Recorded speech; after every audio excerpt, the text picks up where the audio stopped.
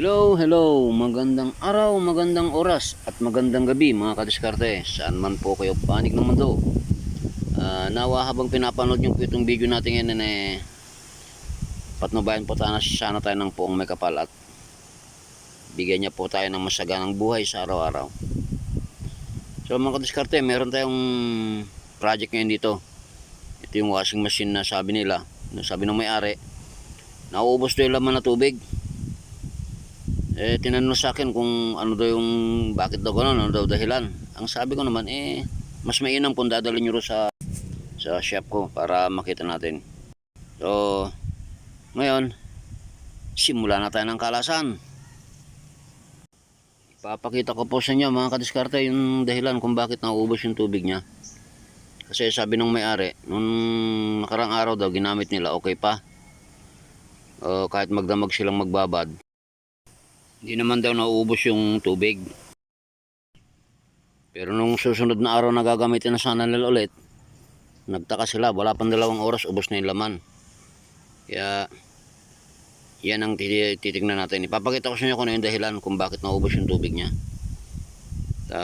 Para doon sa mga hindi pa nakakaalam, pagka nagkataong naging ganito yung kaso ng washing machine nila, edi alam nila kung ano yung unang-una nilang titignan.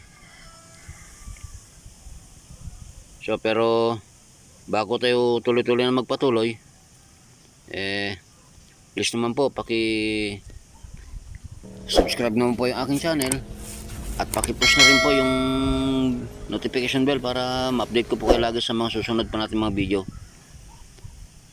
Ito po yung dahilan nun. Yan. Ito yung rubber valve nya. Hindi ko alam kung anong tawag dun sa iba, pero pagkakaalam ko rito rubber valve o drain valve. Yun, kaya pala tumutulo dahil punit na. Yan. Yan ang dahilan kung bakit natulo. So papalitan natin to ngayon. Ito, subukan natin siyang ipalit. Mas mahaba lang siya ng konti, pero yung diameter nya sa taas tsaka sa baba pareho. Ang pinagkaiba lang nila, mas mahaba yung isa, pero okay lang kasi flexible naman siya. Itong isa mas maiksi. Yan, mas maiksi siya. Pareho lang yung lapad ng pinaka labi niya sa taas tsaka yung pinaka ano sa ilalim. Pareho lang sila ng diameter. Papalitan lang natin yung ano niya, yung lang goma. Ito, tatanggalin natin tong ano niya, itong plastic niyang to. Yan, naputol na. At yan yung kukunin din natin, yun ay ipapalit natin doon sa replacement niya. Kasi magkaiba sila Yung isa wala siyang pinaka string, pero ito meron. Kaya yun ang kukunin natin. Ayan. Yung nakita nyo sila magkaiba. Yun dati ang kukunin natin, ipapalit natin dito sa kabila.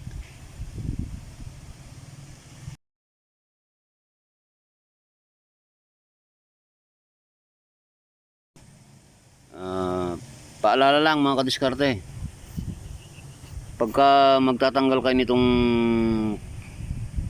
hanger nito, itong rubber valve na to, ingat-ingat lang kasi mahirap din tanggalin yan. Malapad kasi yung pinaka-puwet nya, kaya ingat-ingat lang. Kasi baka pag hindi natin naingatan, napunit din yung goma, sayang lang. Bili lang kayo ng bili ng goma yan. Kaya ingat-ingat lang mga kadiskarte.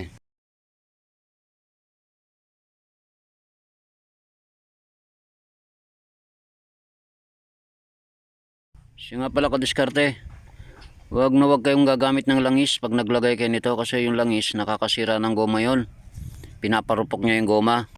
Kung talagang mahirap, pwede kayong gumamit ng tubig na may sabon, pero sigurado yung matutuyo rin pagka inano kasi kakalawangin yung spring, kaya madali rin masira yung spring.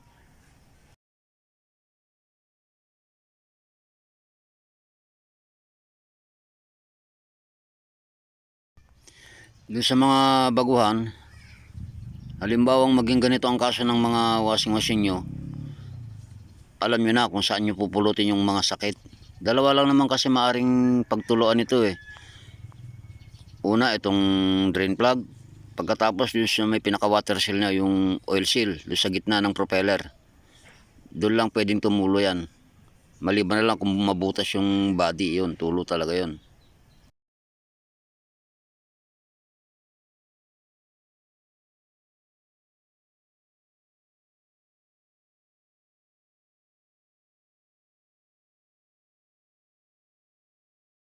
So naikabit na natin. Lilinisan na lang, tapos ikakabit na para makita natin kung okay na siya. So ito, okay na, malinis na siya. Pwede natin ikabit. Di na tututulo kasi maayos naman yung lapat niya.